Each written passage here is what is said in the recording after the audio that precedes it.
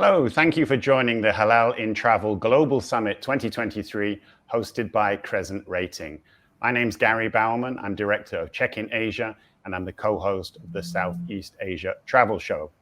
Our session today is called The Pandemic and the Travel Industry, Key Lessons and Takeaways.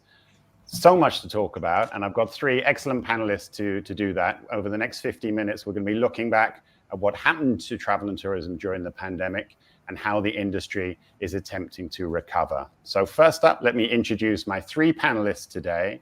First up, Dr. Cem Tintin, Senior Research Economist of the Statistical, Economic and Social Research and Training Center for Islamic Countries based in Ankara, Turkey. Dr. Cem, very nice to have you with us today.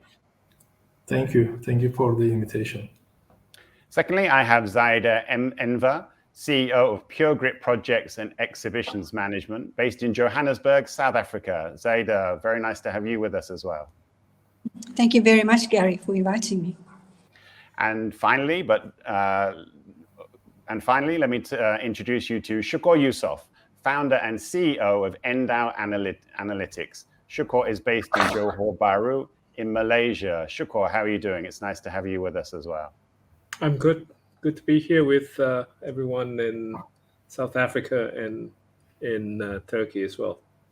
So we have a very international panel to talk about a very, very international topic. If you go back 3 years, the world was filled with panic and fear.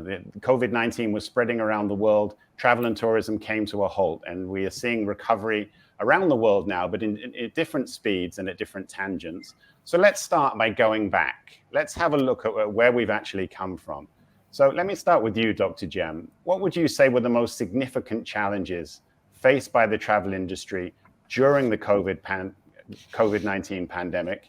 And how did the industry respond to these challenges? Were they prepared? Thank you, Gary, for the invitation. And it is great to be in this very exciting panel. Regarding this, I think we all know that on 11th of March 2020, World Health Organization declared COVID-19 as a pandemic. So with this, a very big scale of international travel restrictions started, and which impacted the travel and tourism industry heavily. According to United Nations World Tourism Organization, this pandemic is the biggest crisis in the history of international tourism since World War II. So therefore, this is just, I think, reflecting the scale of the intensity of the crisis. And as a result of this big crisis, the travel restrictions started, and the tourism stakeholders, hoteliers, tour operators, airlines started to suffer from the restrictions. And according to estimations of the WTO, around 23% decline recorded in the international tourist arrivals at the global scale, and 64% decline in international tourism receipts.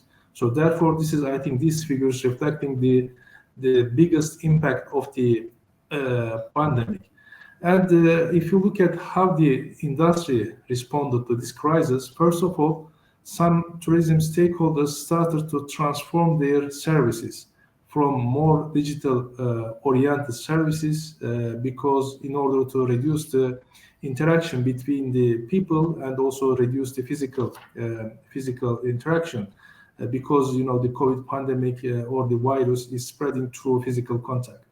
And also some tourism stakeholders also started to offer some different types of tourism services, such as some hotels, like in Turkey, started to offer tourism services not only for conventional tourists, but also for Muslim-friendly tourism services, because they just wanted to broaden their target group in order to attract more tourists from different countries. And also some tourism stakeholders also started to target not only the mass tourism, but also to cater to the needs of the solo travelers across the globe. So this is also a new trend, and therefore, through adjusting their services, they try to attract or host more tourists from different types of backgrounds and also from different countries. And finally, some tourism stakeholders also established task forces in order to manage the crisis and to prepare some comprehensive and effective policy responses about their services. So these are some of the information that I want to share. And also I want to share later on maybe how the public sector responded to this crisis. But at this point, I want to stop. Thank you very much. Thank you, Dr. Cem. That's a comprehensive overview of where we've come from. Zaida, from the South African perspective, how did businesses there respond? I guess, like everywhere else in the world, this was just an immense shock. No, absolutely.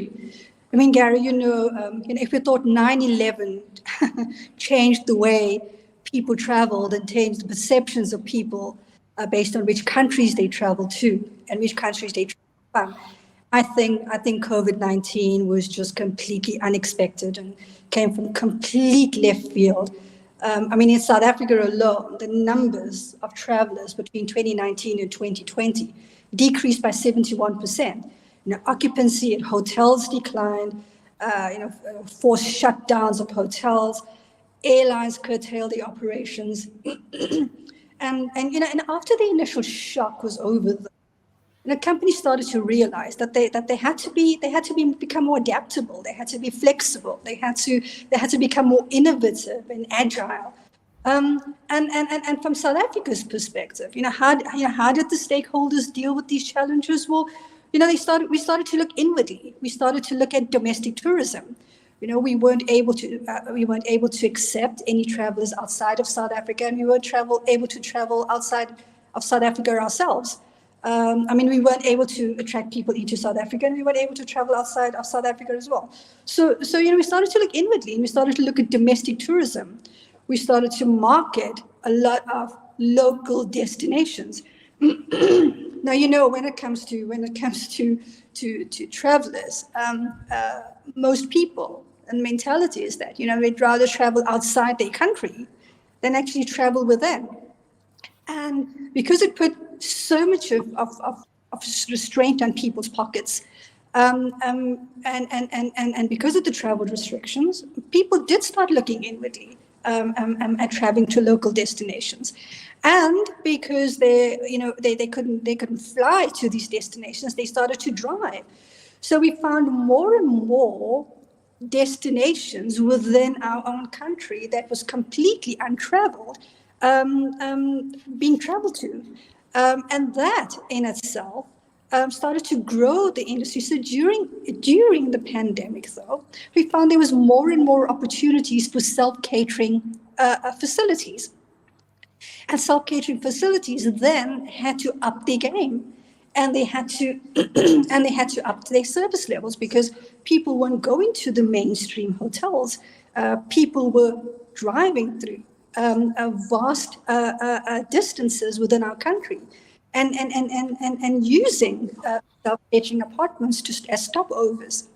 So we found that in essence there were hidden gems in our own country that people started to discover, and that alone, created the plan to foster more domestic tourism, to create more destination management strategies. And that's what government put into place, and that's what the industry and stakeholders put into place as well. So talking about a platform, I think that was the creation of a platform to move forward. Zaida, thanks very much. Those are great insights, and that really leads us nicely into domestic tourism, which we'll be talking about a little bit later. Shukor, you are an aviation expert. You're based in Asia. As we know, if we didn't know it before, aviation is so central to the economies of Asia. But if we go back 3 years, it basically just came to a standstill, didn't it? What was the reaction in the industry when COVID-19 first hit? Yeah, Gary, I think, it was firstly the sheer suddenness of COVID-19 that a lot of people, at least those that I know, were unable to grapple with. And this was completely new. It's a black swan event, and nobody was prepared for it. And so it came as such a shock to everyone. And if you remember, March 18 was when the borders were closed between Singapore and Malaysia, two very closely linked countries. and we only had a day and a half, if I remember correctly, to prepare for it. And so they announced barely 48 hours that the borders were going to be shut, and nobody knew what was going to happen, how long it was going to last, and what we can expect for the next few weeks, few months. So there are a lot of unknowns. And the first thing with the aviation industry is one of complete and utter surprise, because they, for example, a lot of the airlines had to completely stop operations. British Airways, I remember speaking to them, and they were shutting all their operations, all their direct operations flights to mainland China immediately. And they were one of the first few airlines globally to do that with mainland China, and subsequently and very quickly all the other carriers within Southeast Asia followed as well. And then we had a lot of airlines having, I think nobody slept for the first 48, 72 hours in the airline industry, because they had a lot of questions that needed to be answered. A lot of people were unsure of how this was going to evolve. And so, for example, in Singapore and Malaysia, the airlines started to quickly look at the governments on how they can deal with it, because, as you know, legacy airlines, flag carriers, are all very dependent on capital. It's a very capital intensive business, and when everything's shut and nobody started flying, all the aircraft were grounded, all the crew had to stay at home, and so there was an immediate question of how to survive. Basically, how do we get going, and how long is this going to last, and what's the way forward? And so there was a lot of curiosity, a lot of fear. I think the fear was palpable, at least for me and some of the clients that I had before, and they didn't know what to do, and in fact nobody knew what to do and how to deal with this. And so there was a lot of time to sit down, and, as I said, a lot of hours spent in the middle of the night thinking through this problem, and whether this was just a one-off, whether it's going to be over in 2 weeks or 2 months, and in fact it happens to be 2 years. So the challenges was huge, and nobody knew how to deal with it. But the difference between some airlines were that some were very well capitalized, like Singapore Airlines, and they quickly sat down and drew up a plan. Some other airlines were still struggling with it. One, because the airline business is, some are very well managed, some not so well managed. So, and then the differences were very stark when something like this happened, because you have airlines who quickly were able to get up to speed or get up to dealing with the problem, and some airlines just sat there stunned by the suddenness of this. And so we had that issue for the next few weeks, few months, in fact. And then very quickly we realized how huge the problem surrounding aircraft leasing. Aircraft had to money was the main issue, because when people stop flying, you terminate the revenues that are coming for airlines, and then what happens next? So that was the big question. So the challenge was to stay solvent for many of these airlines, also for the hospitality industry. In Malaysia, for example, the hospitality business came to a halt. I mean, I know of several hotel owners in the state of Johor who just, I didn't know how to deal with it, and were at the point of breaking down, in fact, because this is unprecedented, and it was difficult to deal with. The banks couldn't give them an answer. Nobody could. So the industry shareholders responded in different ways in different countries throughout Southeast Asia.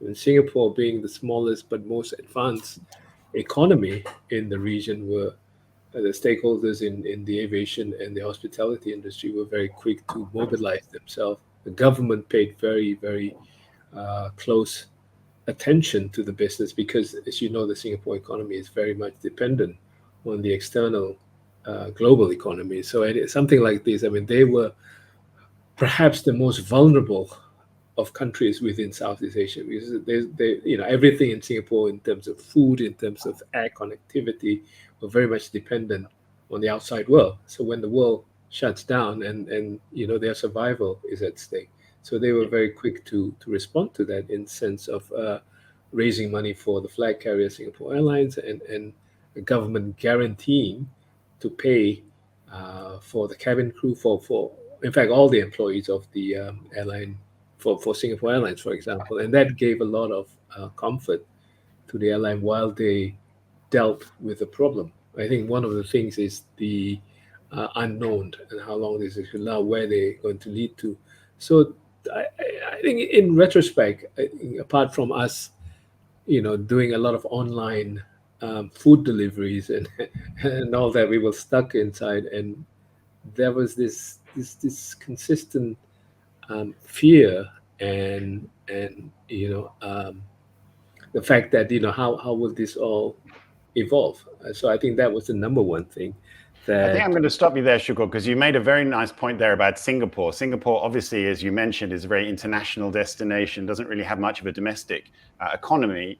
Zaida brought us into the realm of domestic tourism because borders were closed in many countries around the world and for prolonged periods.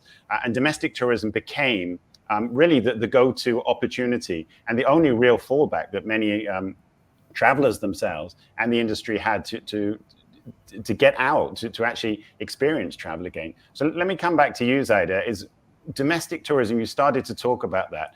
How did that start to revive in South Africa? Did it take time, and what sort of policies were put in place?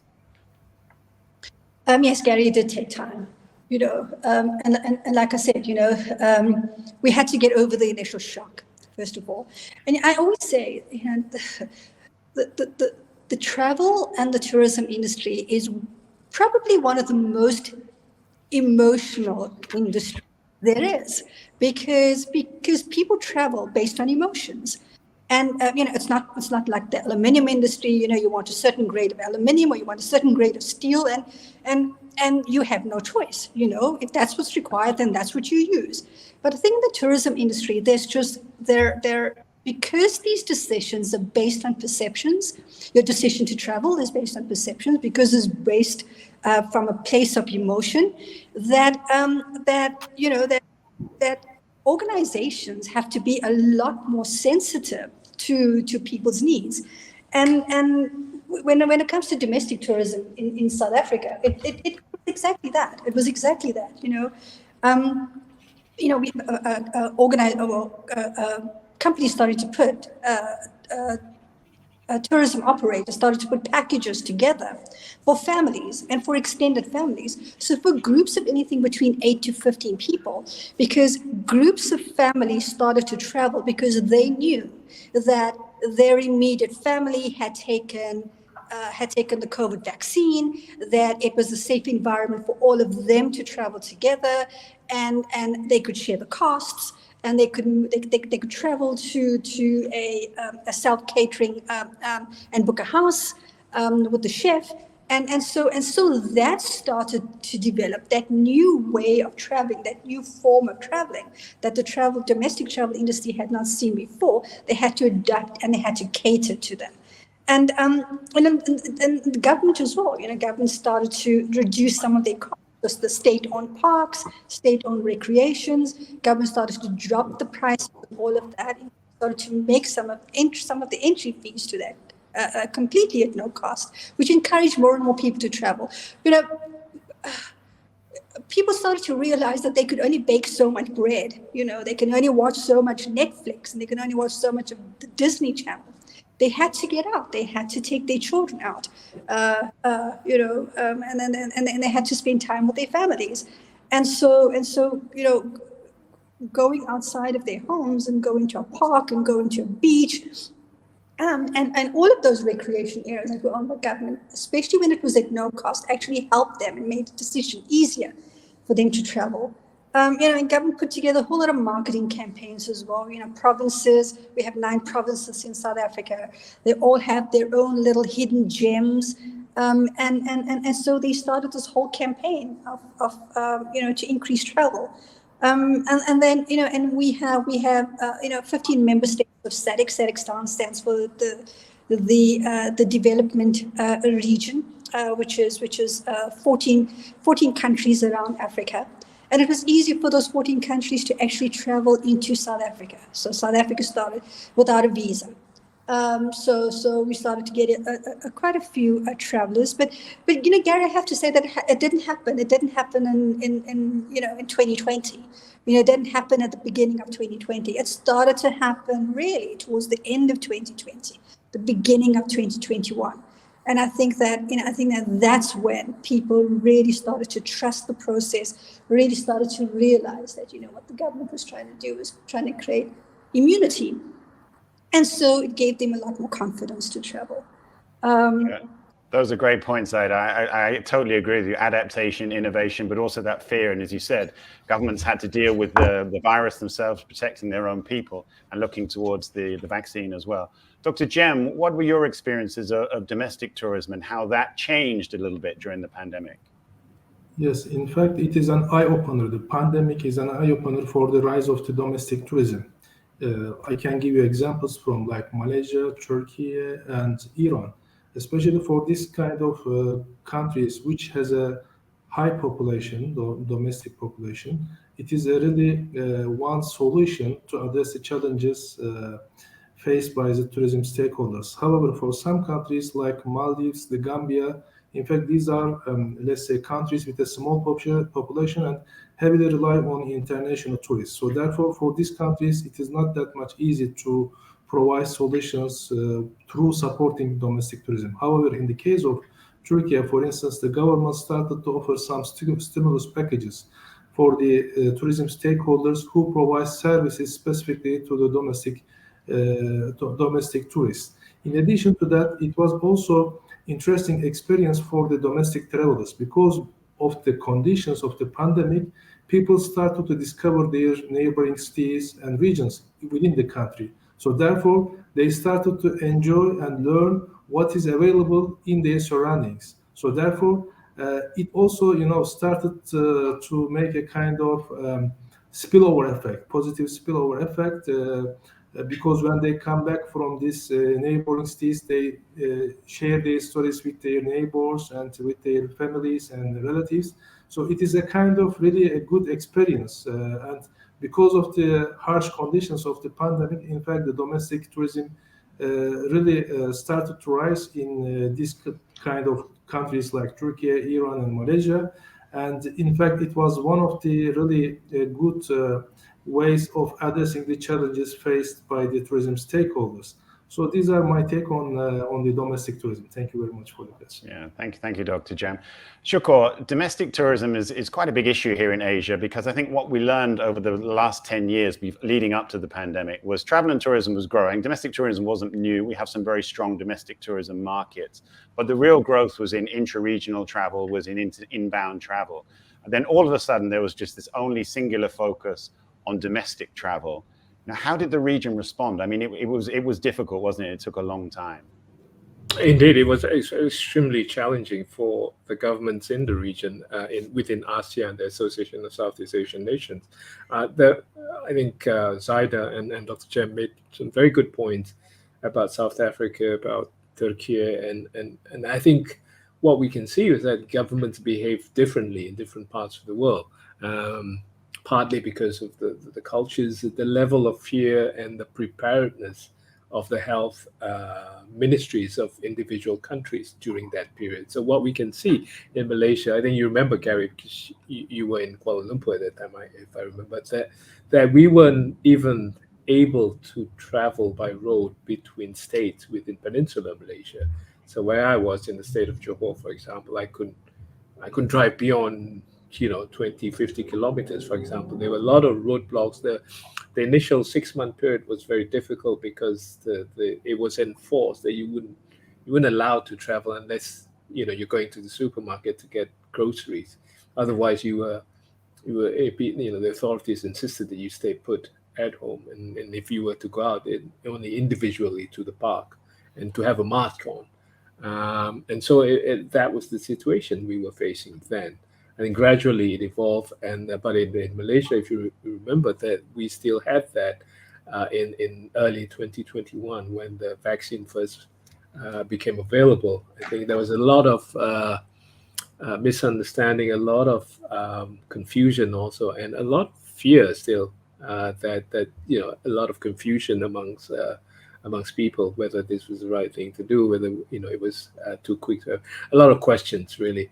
And then, for example, in Malaysia, some people waited for different types of vaccines to arrive. Initially, there was the UK vaccine, and then the Chinese vaccine, and then the American vaccine that were available. So people decided to wait on until much later, towards 21. And that was when governments like Malaysia and Singapore decided to open up very, very small parts of their air connectivity. If you recall, there was this travel lane that was created between KL and Singapore for passengers who have met certain conditions that would allow them to travel. So that was the first stage of governments trying to allow a business and the economy to gradually reopen, but very, very, very stealthily, and because we still didn't know much about the health protocols, the health conditions that were there. But yeah, I think that was the situation. There's a lot of disparity between countries within ASEAN, so much that some were far behind in terms of their ability to deal with this, and the others, because of their shortage of or lack of resources in the health sector, were unable to proceed according to the state of the advanced economies in the region. So that's what we saw. Yeah, so revisiting these issues, it's fascinating to go back and look at, a time that was so difficult for everybody around the world, for economies around the world, for people, for travel industries, for governments. It was an incredibly difficult and, as you said, a shocking time. But it really has set the tone for where we are right now. Now, one of the things that certainly came out of the pandemic is we started to see environmental impacts that were thriving again. So we started to see wildlife species thriving again. We started to see coral reefs regrowing. We saw air quality was purer. And this started to push the agenda of sustainability, where everybody was thinking about, will people in future want to travel more sustainably? Will the travel industry focus more closely on sustainable tourism in future? Will governments put in place policies to make sustainable tourism something that everybody has to think about? Now, with retrospect, perhaps we were a little naive. Perhaps we thought that we could be more sustainable than in reality is actually possible. But also at the same time, mindsets have changed. So Zaida, I want to start with you. Where is sustainability now in tourism, and what impact did the pandemic have?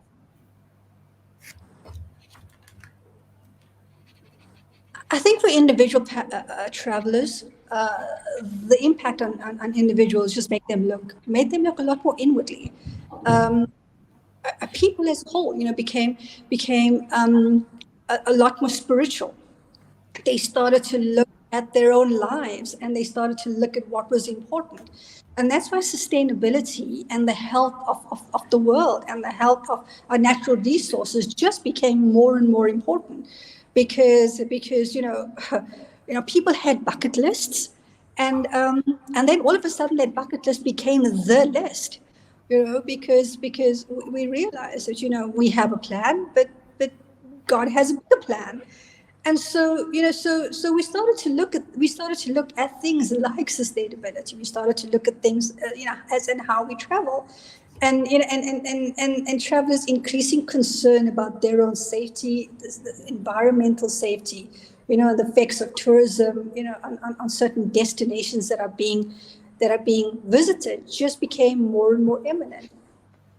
So when it comes to certain, and I'm talking South Africa specifically, there were certain hotels, international hotels that had a completely green policy on the way it interacted with its guests, the way it interacted with the environment, the way it interacted with its internal processes.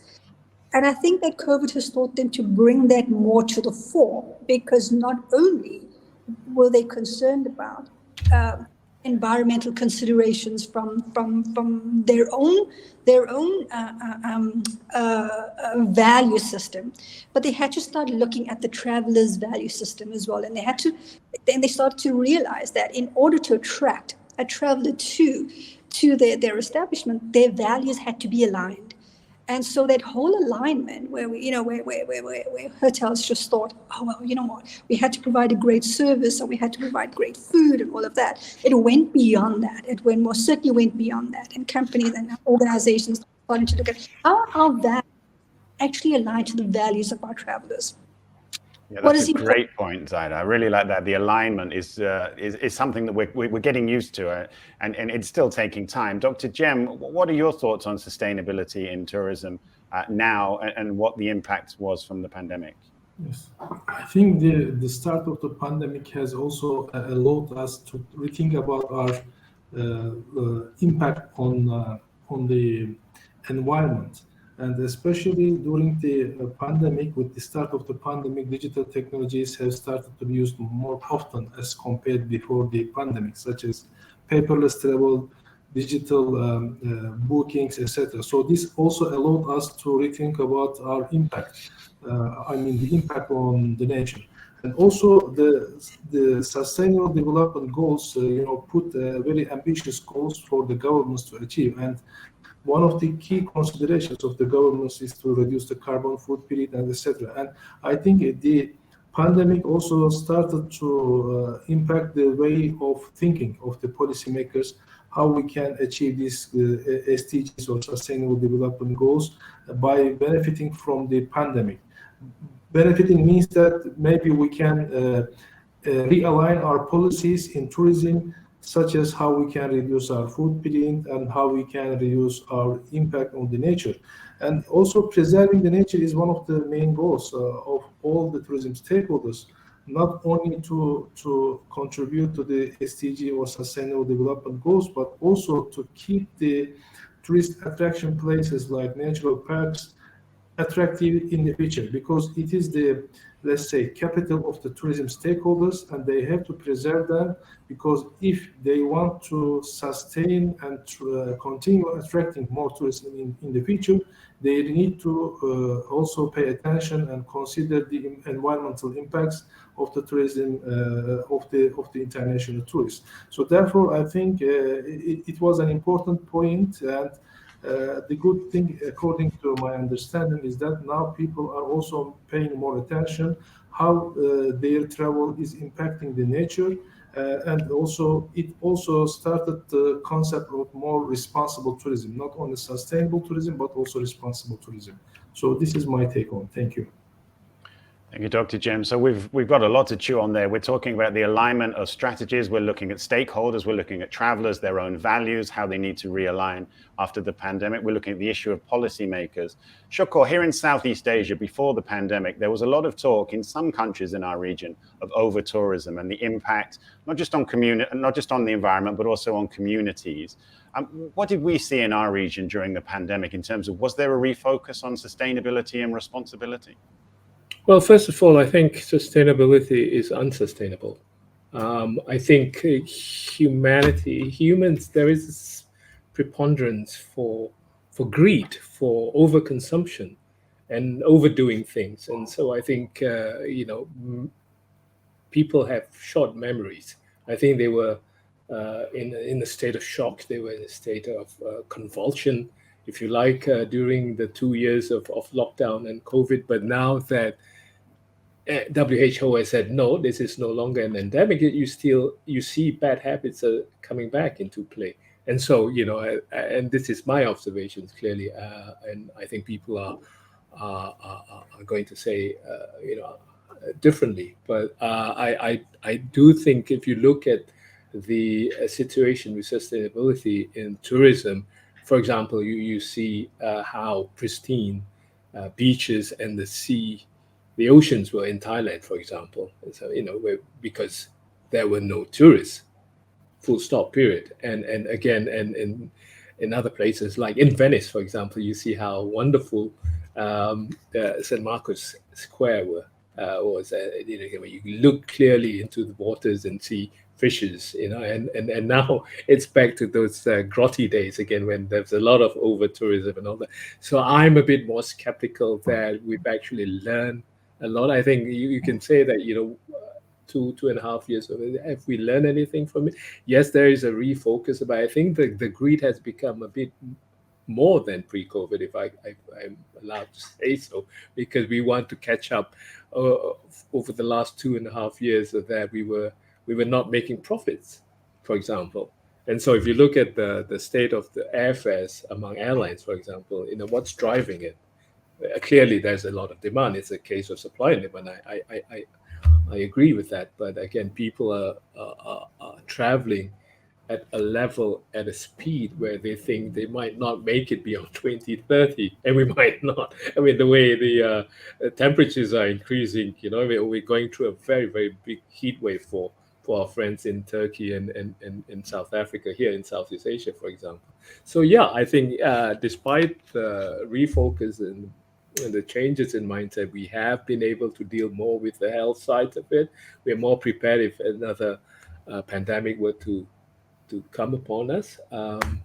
But I think the way we in general behave is that, I think we that talk about sustainability is just lip service to many industries right now. I think we do want it, but I don't think you can have it both ways. You cannot have, X amount of profit that you've targeted for your shareholders and at the same time be able to sustain tourism. So you've got to be aware of that. So, but, I don't make the rules, so we'll see. I tend to agree with you, Shukor. I like your skepticism, because I think what we have seen a little bit perhaps is we're seeing a little bit at the moment is say and do. So I think there is a general sort of change in mindset that people would actually like to travel a little bit more sustainably, but actually doing that in reality is very, very difficult. And I've been traveling quite a lot around the region in the last 2 or 3 months, and travel and tourism is back. There's no question. Southeast Asia is catching up, has a lot of catching up to do with the rest of the world, but people are traveling in bigger volumes than before. But you don't really see too much difference in terms of the way that they're traveling right now. So that brings us on to the next question. We've been looking back, we've looked at the origin of the pandemic, the shock and the awe. We've looked at how domestic tourism and sustainability came out of that or didn't come out of that. Where are we at right now? Where are we at in terms of recovery and what happens next? So Zaida, I want to ask you first, what are the lessons that we've learned, and are those lessons being put into action? Yes. I mean, before I move on, I have to say, Shukor, I completely agree with you. Talking about a bucket list and then talking about the list, no, everybody wants to travel now because they think that they don't have enough time to travel. And that, from a sustainability point of view, that's put a huge impact on our environment. But moving on from that, I think, the lessons learned for the tourism industry is really, the approach to travelers.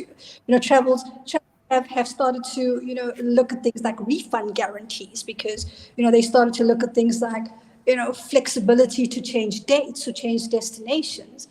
The flexibility to travel to open spaces and rural hotels, and travel by road as opposed to air, and travel to less busy destinations. So we've had to, and talk about adaptability, we've had to adapt. So where to from here?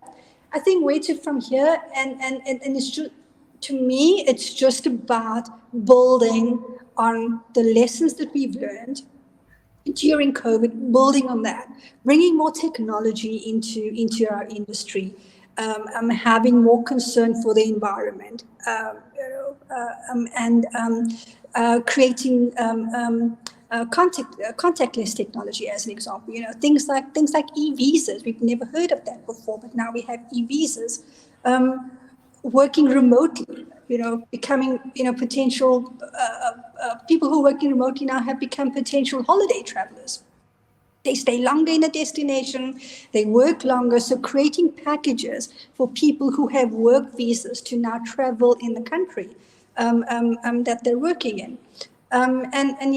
So to me, the way forward is just building on the lessons that we've learned during COVID, not forgetting them, because our future always is always informed by our past.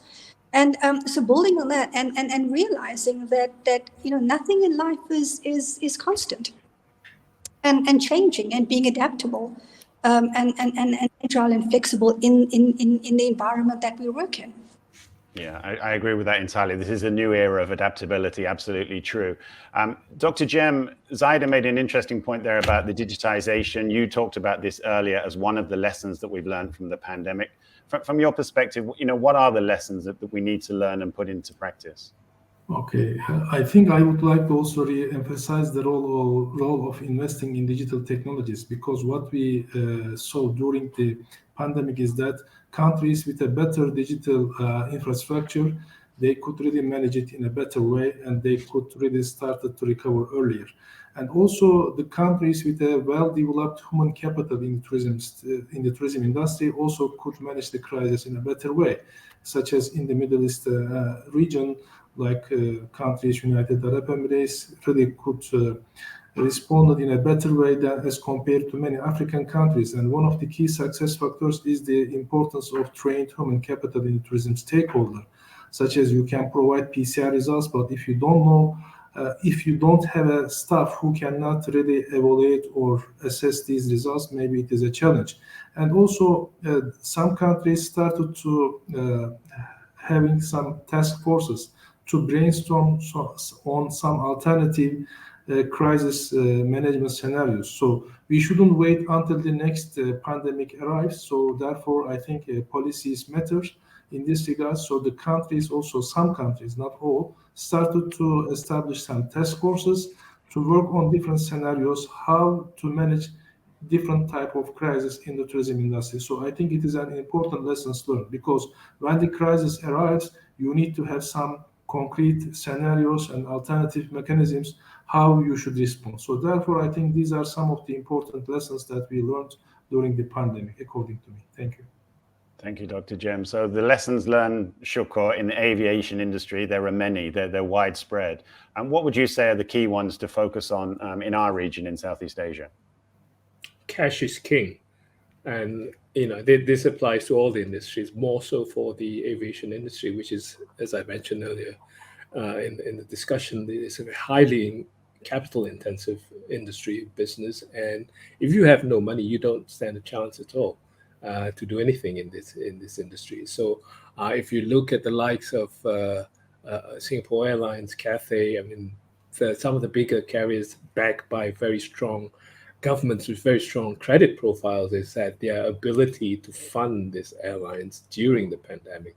Singapore government, for example, gave an undertaking that they will continue to back Singapore Airlines come what may. So there, the Prime Minister went public on TV and said, whatever happens, we're going to make sure that Singapore Airlines remains flying, whatever it takes. So that sort of support provides a morale booster to the carrier and to the workers and to the industry, in fact, because Singapore Airlines is a barometer in the industry. So what happens to Singapore Airlines is a big reflection on what happens to the industry as a whole. So that, in a way, reinforced the idea that in the aviation industry, money sits right at the top. And if you had, the more money you have, the easier it becomes for you to maneuver, and you have more options, you have more choices on what to do to deal with the pandemic. You see countries with the shortage of funds and the difficulty in acquiring vaccines, for example, because vaccines, you have to put a deposit first before you get the vaccines. So countries that are more advanced, countries like Singapore, like Israel, were the very first few that were able to acquire Pfizer, for example. And these are also countries with a very stable political environment, even for Israel, despite all the upheavals that we see. But it's pretty much a stable government. So what we can see is stable governments provide for a comfort level in very difficult situations in a crisis. And there's also a reason why countries are are demarcated according to credit profile. Some countries are AAA, some are A, some are triple C or junk rated, for example. So the ability to maintain themselves or to not to default during a crisis is very important. So I think those are some of the lessons we learned. And small, like Singapore, like Israel, can have benefits too, because it's easier to manage one's population and one's economy rather than huge countries like Malaysia, like Thailand, and Indonesia, for example, where the levels, the health protocols vary from region to region, from provinces to provinces, and we saw that coming. So it's a very unequal world, unfortunately, and inequality is growing, as we know. So that's something that needs to be addressed very quickly. I don't know if we're doing it quickly enough, but I think, as Dr. Cem and Zaida mentioned earlier, I think that there is a strong desire to learn from this, and I'm cautiously optimistic that we will benefit from this COVID-19 pandemic, and we will find our way. Thank you, Shukor. We've got just a few moments left, so I'm going to ask all three panelists to answer my final question very quickly as you can. We've talked a great deal about the travel industry. We've talked a great deal about governments. We've talked a great deal, as Shukor said, about cash is king, about the business of travel. But what about travelers themselves? Travelers' own perceptions may have changed. Is the industry listening to the way that travelers want to travel in this new era? I'm going to ask you if you could just answer very, very quickly. Are we being more responsive to travelers or less so? What do you think, Zaida? I think we are. We have to be. In order to survive in this market and in this industry, we have to be responsive to the needs of our travelers. And we have to be able to support their needs. And that's the only way to survive in this industry. Yeah, thank you very much for that. Dr. Cem, do you think we'll be more responsive? We'll have learned that lesson? Yes, I think we, as the travelers, we started to pay more attention to the responsible travel and also sustainability issue, but also we started to pay more attention, such as the availability of hygiene kits, even though the pandemic has ended now, because we got used to having these standard things, such as I was just recently in Azerbaijan and I arrived to the hotel and they provide still the hygiene kits because people expect these things. So therefore, we also, have adjusted to these new changes. And also, just a few weeks ago, I was traveling to one of the Middle East countries, and still they ask for COVID-19 vaccination card. So I need to, carry it with me. So it is these things that we need to also adjust ourselves, and maybe in the near future we still need to live with these new things. So this is my expectation. So therefore, the travelers adjust themselves. But there are some also, changes that we need to adapt ourselves. Thank you. Thank you, Dr. Cem. Shukor? I think we're responsive as long as there's something to be gained from being responsive. So that's where I think, we need to do something beyond looking at the economics, beyond looking at how much money you're going to gain, how much profits you're going to make out of something. I think there needs to be an understanding amongst more countries to come together. And I think it's unfortunately, as we come out of COVID, that we are seeing more divergence, not just in politics, but also in views across the world. And you look at the number of elections we're seeing right now, and we're seeing some tremendous changes that are taking place in Thailand, in Turkey, and in the future in a few other places in Asia and also in Europe. So that's something that needs to be looked at very closely, because I think we'll see a bit more turbulence in the coming years. Thank you, Shukor. One more question, and this is a simple yes or no answer. We're running out of time. Do you think that if there were to be another pandemic, the travel industry will be better prepared next time? Zaida? Tough question. I'm putting you on the spot. Maybe yes, no, or maybe? Yes, better prepared, yes. Yes. Dr. Cem? I think yes. Yes. Shukor? I'd have to say no. I'm going to go somewhere down the middle. I think I'm going to say maybe. But we have certainly learned a lot, and we've certainly all learned a lot today from the three of you. Thank you very much for your insights. Dr. Cem, Zaida, Shukor, thank you so much for discussing this with me. It's been a fascinating panel. I've really, really enjoyed talking to you all. Thank you very, very much. Thank you, everyone. Enjoy. Thank you, everyone, Thank and you. thank you, Gary, for the excellent moderation. And so that brings to the end this panel that we have, but please take time to attend some of the other sessions that we have on the Halal in Travel Global Summit 2023. There's plenty more coming along. Thank you very much for your time. I'm Gary Bowerman. Goodbye.